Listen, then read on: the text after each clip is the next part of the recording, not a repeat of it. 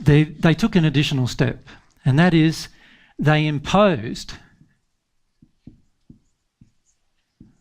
upon the child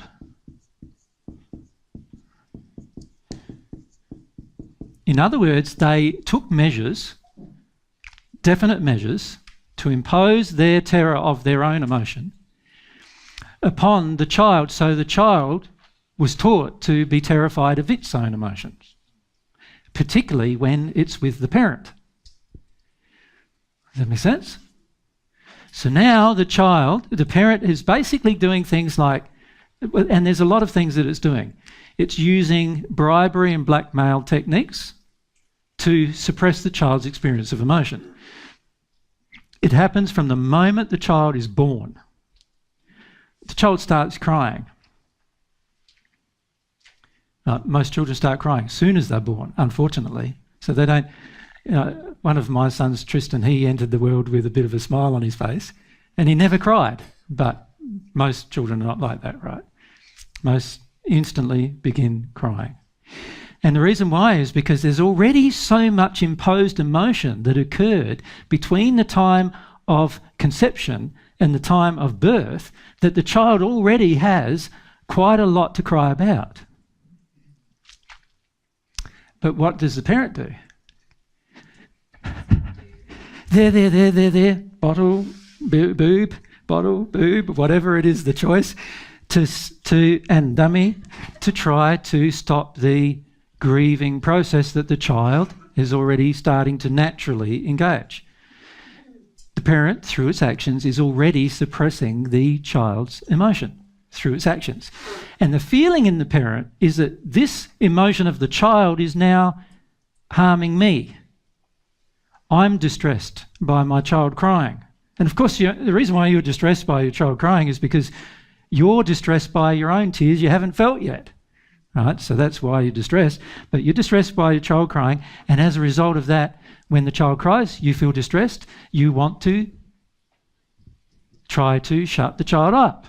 Now, many parents use what they call loving techniques to do that, which is nursing the child, feeding the child, and so forth. But still the child cries. So the child's had a feed, you've wiped its bum and done all the necessary things to make it comfortable, and yet it's still crying. What happens to the parent now? The parent's now very distressed, because the parent has a desire to suppress that kind of emotion inside of itself. And so it suppresses it in the child. So that's what a normal parent does. And it gets worse from there. Many parents, by the time the child is 1 or 2 years of age, revert to physical violence to control the child's emotions.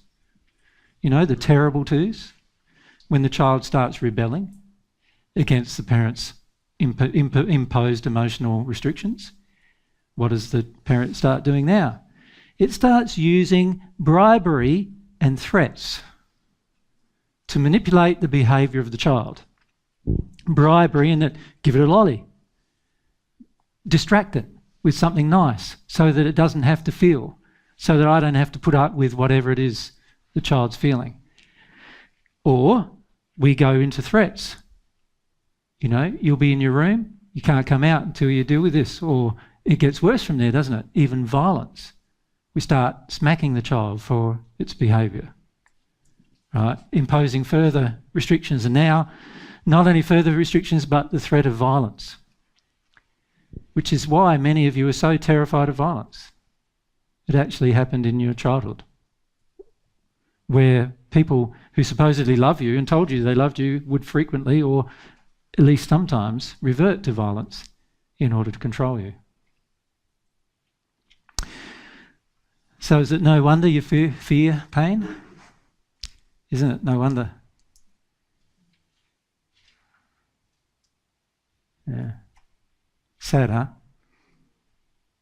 There's so many things that happen in that place. If you go back to and observe what a normal parent does with their child, and what we classify as normal parental behaviour, normal loving parental behaviour, you'll see that it's all about suppression and conformity, bringing the child into a state where it conforms with the adult and with the adult's definition of what the child can allow itself to experience.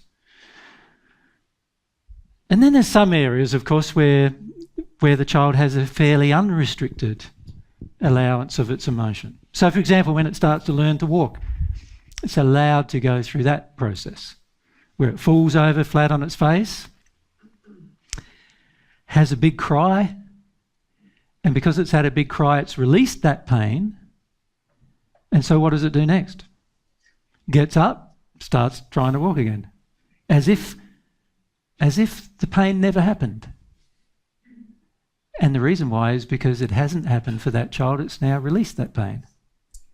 And so that's why most of us learn to walk. If that never happened, most of us would still be probably crawling around on our hands and knees, terrified to get up because of the imposed restrictions from our parents. But the reality is that our parents love us walking because in the end it alleviates more of their responsibilities, number one. Number two, it also is a developmental sign, a positive sign that the child is growing.